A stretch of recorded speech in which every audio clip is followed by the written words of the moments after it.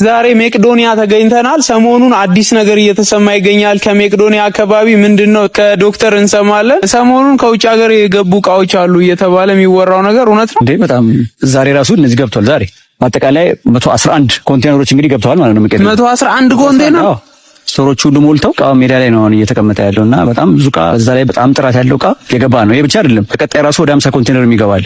እሺ አሁን እኔ አንድ ጥያቄ አለኝ። ይሄ ሁሉ እቃ በኢምፖርት ነው የሚገባው እንግዲህ ከውጭ ሀገርና የውጭ ሀገር ድርጅት ይረዳዋል መቄዶንያን ወይስ ከህዝብ በሚሰበሰብ ሳንቲም ብቻ ነው? ይሄን ሁሉ 150 ኮንቴነር ቤተሰቦች መንግስት ይረዳችኋል ወይስ የውጭ ድርጅት ኢንቨስትመንት አላችሁ? ምንድነው ገቢያችሁ? ይሄ እቃ የተገዛው ባለፈው በተሰበሰበው ብር ነው። በሰይፉ ፋንታውን አስተባባሪነት 100 ሚሊዮን ብር እና 100 ሚሊዮን ቤቶች ተረድተናል። ቤቶቹ አይሸጡም። የተሰበሰበው 900 ሚሊዮን ብር ነው እንግዲህ አሁን የተገዛ ያለ እቃ ስንገዛ አሁን ሰዎች በግማሽ ዋጋው ይሸጡልናል። መንግስትም ያግዘናል፣ ህዝብም ያግዘናልና ትንሾች ብዙ የሚሰራ ነው። በነገራችን ላይ እነዚህ እቃዎች በሙሉ ለዚህ ፎቅ ብቻ አይደለም ብራንችም ጭምር ነው የገዛነውና መቄዶንያ እንግዲህ አስበው ሰዎች ያለፈው አመት የረዱ ሰዎች ከዚህ በኋላ የፎቅ ፊኒሺንግ ሙሉ በሙሉ ግማሹ መጥቷል። ቀረው ደግሞ ተከፍሎበት ይመጣል ማለት ጨርሰናል። የመግጠም ስራ ብቻ ነው የሚቀረን ማለት ነው። ሰው በጣም ደስ ይለው ይገባል። በቃ መቄዶንያ ስትረዳ ይሄ ነው ማለት ነው ጥቅሙ። ኢትዮጵያውያን እንግዲህ እናንተ የምትሰጡት 1 ብር ተቆጥሮ ነው ምስሉ ላይ የማሳያችሁ ንብረት በሙሉ እየገባ ያለው። እናንተ 10 ብር፣ 5 ብር፣ $100፣ $50 እየሰጣችሁ እዚህ ጋር በላካችሁት ገንዘብ ነው ይሁሉ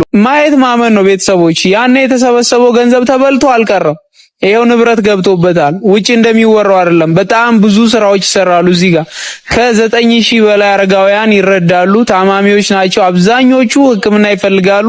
ይህንን ሁሉ ነገር የሚያደርገው በቀን 3 ሚሊዮን ወጪ እያወጣ ጎን ለጎን ግን ህንጻም እየገነባ ነው ያለውና ተአምር ነው። እዚህ ቤት ውስጥ የሚካሄደው ነገር ተአምር ነው። እኛ በምንሰጠው ገንዘብ ወይም እናንተ በምትሰጡት ገንዘብ ብቻ አይደለም በተአምርም ጭምር ነውና ይሄም ገና ያልወረደ ኮንቴነር ከጀርባ የምትመለከቱት ነው።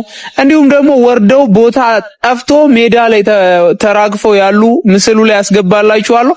እነሱ ሁሉ እንግዲህ እናንተ በምትሰጡት ነው። ቀጣይም እንግዲህ እዚህ ቀጥታ ስርጭት በመቄዶንያ ከመጋቢት 6 ጀምሮ የተካሄደ ነው ወይስ ተቋርጧል? እየተካሄደ ነው። ሰዎች ማገዝ የሚፈልጉ ሰዎች አሁንም አካውንታችን 7979 ነው በኢትዮጵያ ውጪ ደግሞ ዜል አለ 2409382992 እንዲያግዙ ይፈልጋል እና ልክ ነው። አሁን እኮ እኛ ውጪ እየጨመረ ነው። ምክንያቱም በጣም ሌላው ደግሞ ቅድም የረሳ ነው እንግዲህ ባለፈው አመት 9000 ሰው ማኖር ራሱ እኮ ከባድ ብራንቾቹ ወደ 10 ምናምን አዲሽናል ብራንቾች ተከፍተዋልና እየሰፋ ነው ያለው መቄዶንያ። በጣም ቤተሰቦች በእውነት እኔ ሁሌ ይነዝረኛል እዚህ ግቢ ውስጥ ስመጣ። ለምን ካላችሁኝ አንድ ቤተሰብ ማስተዳደር በከበደበት ሀገር ውስጥ እየኖርን ኢትዮጵያ ውስጥ ኢኮኖሚያችን በጣም ስለከበደ እንግዲህ እንደምታውቁት ኑሮ በጣም ተወዷል። ሁሉም ሰው የሚያውቀው እውነት ነው።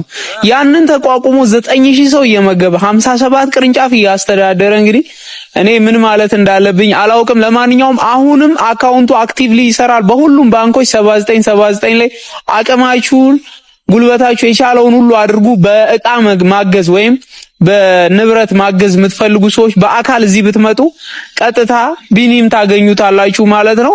ቢኒዬ ዛሬም ሌላ ዝግጅት አለ እንግዲህ እሱን ደግሞ በኋላ ላይ እናውራ። በቃ ስለዚህ ቤተሰቦቼ ሌላ ቪዲዮ ጠብቁ። በፓርት ለቅላችኋለሁ። መቄዶንያ ላይ እቆያለሁ። ብዙ የምናወራው ብዙ የምናየው ነገር አለ። እንጎበኛለን። የትም እንዳትሄዱ ተከታተሉኝ። ይሄ ቤት ሲሰራ እኔ አንድ መነኩሴ ነኝ። በዚህ ሁሉ ቤት ውስጥ ለመኖር አይደለም ዓላማ ነበረው። ነገር ግን ያንን ዓላማዬን ይዤ በዚህ ለመኖር ግን እድሉን አላገኘሁም። ምክንያቱም ሀገረ ስብከቴ በውጭ ሀገር ስለሆነ እዚህ መቆየት አልቻልኩም። በዚህ ምክንያት ከዚህ ቤት የሚገኘው ገቢ ቅድም እንደተጠቀሰው ለበጎ ስራዎች ሲውል ኖሯል። ይሄ ቤት ጠቅላላ ስራው 3 ዓመት ነው የፈጀው። ከስራው በኋላ 19 ዓመቱ ነው። ይሄንን እንግዲህ ለማስተዳደር ለመምራት እኔ በቦታው ስለሌለው የኔን ስራ ወይም የኔን ሐሳብ የሚያስቀጥልልኝ አካል ያስፈልገኛል ብዬ ለረጅም ጊዜ ሳስብ ነበረ። በዚህ ምክንያት ይሄንን ተግባራዊ ያደረኩ። ብዙ ሰዎች አስተያየት ሰጥተዋል። የሁሉንም አስተያየት በአድናቆት በደስታ አስተናግዳለሁ። ለምን ይሄ ቤት ለገዳም ቢሰጥ ለቆሎ ትምህርት ቤት ቢሰጥ ለእንዲህ ቢሰጥ እያሉ መስጠት ያለመዱ በአብዛኛው በሰው ስጦታ ላይ ግን ፍርድ የሚሰጡ ብዙዎች ናቸው። ዘመናችን በጣም የሚገርም ነው። ሶሎ ያለቀው ጫማውን የማይመጸውት በሰው ስራ ገብቶ መከራውን ያያል። ሁሉም የጽድቅ ስራ ናቸው። እኔ ግን ይሄን መረጥኩ። የመምረጥ መብት አለኝና ድሆችን የመደገፍ ነዳያን የመደገፍ የሚለው ላይ ልቤ ያደላ። ገዳም ጠልቼ አይደለም መነኩሴ ነኝ፣ ግን ልቤ ያደላው እዚህ ላይ ስለሆነ ነው። ስለዚህ ልቤ ወደ አደላው በሺህ የሚቆጠሩ በጎ አድራጎት ድርጅቶች አሉ። ሁሉም ግዴታቸውን እየተወጡ ነው። ከነዚያ ሁሉ ደግሞ በመቄዶንያ ላይ ልብ ያረፈ ሰው ገበያ ሄዶ የሚገዛው ልብ የወደደውን አይኑ የወደደውን ነው። ስለዚህ ልቤ ስለወደደ ለመቄዶንያ ሰጠው እንጂ ያ ማለት ሌሎቹ ስራ ላይ አይደሉም ማለት አይደለም። ግን ሁሉን መሆን አይቻልም። ጥቂት ሰዎች ደግሞ ምን አለ ቤቱ ተሸጦ ለዚህ ይሄን ያህል ሚሊዮን ለዚህ ይሄን ያህል ሚሊዮን ብታካፍላቸው የሚል አስተያየትም ሰምቻለሁ። ያ አይደለም ፍላጎቴ። እኔ ሰው ነኝ፣ አልፋለሁ። ልጅና ህንጻ ስም ያስጠራል። ስለዚህ ይሄ ህንጻ የኔ ስም መኖር አለበት። ነገ ስሞት እንደተባለው እኔ ልጅ የለኝም። ስለዚህ ይሄ ህንጻ ለአንድ ድርጅት ተሰጥቶ ያ ድርጅት እንዲጠብቀውና ታሪክ እንዲሆን ነው። በዚህ ምክንያት ነው የተመረጠው። ቅድምም ተነግሯል። 120 ሚሊዮን ብር አይደለም እኔ ሌላ ምንም ነገር የለኝም። የሚቆጠር ብር አይደለም እኔ ያለኝ።